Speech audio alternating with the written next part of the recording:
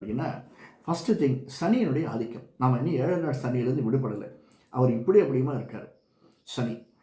அதனால் சனியினுடைய ஆதிக்கம். சனி பேசிக்காகவே மீனத்தில் இருந்தால் படுத்துகிற பாடு இந்த உலகமே படுத்துட்டு 6 மாதமாக எவ்வளோ பாடுபடுதுன்னு நமக்கு தெரியும். உலகம் படும் பாடு, வீடு படும் பாடு, நாம் படும் பாடு, இதையெல்லாம் நம்ம நினச்சோம்னா கொஞ்சம் இருக்கக்கூடிய பிரச்சனை 4 மாதத்துக்கு அதிகமாக இருக்கும். இதில் இன்னும் ஒன்று சேர்ந்துச்சு. என்னென்னா சனி, ராகு, குரு, இந்த 3 பேருமே குருவனுடைய காலில். புனர்பூசம், விசாகம், புரட்டாதி குருவனுடைய கால். தெரிஞ்சவங்களுக்கு நிறைய தெரியும். என்னை ஃபாலோ பண்ணுறவங்களுக்கு அதில் ஜோசியம் தெரிஞ்சவங்களுக்கே கூட இதெல்லாம் தெரியும். 3 பேரும் ஒரே காலில் நிற்கிறாங்க. குரு என்னடான்னா புனர்பூசத்தினுடைய காலில் இருக்கார். அவருடைய கால் தான் அது. குரு புனர்பூசத்தில் இருக்கார். அவருடைய வீட்டில் இருக்கிற சனி புரட்டாதி 4ஆம் பாதத்துலேயும் 3ஆம் பாதத்துலேயும் கொஞ்சம் வக்கரகதியில்.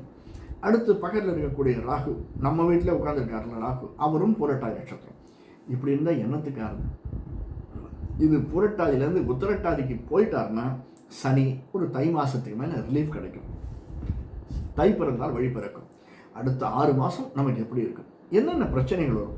அவிட்டம், சதயம், புரட்டாதி நட்சத்திரக்காரர்களுக்கு பேசிக்காக குரு திசை, சனி திசை, புதன், கேது திசை, இவர்களுக்கு வேணால் சுக்கிர திசை வரலாம். புரட்டாதியில் இருக்கிறவங்களுக்கு ஒரு 50 வருஷத்துக்கு அப்புறமா.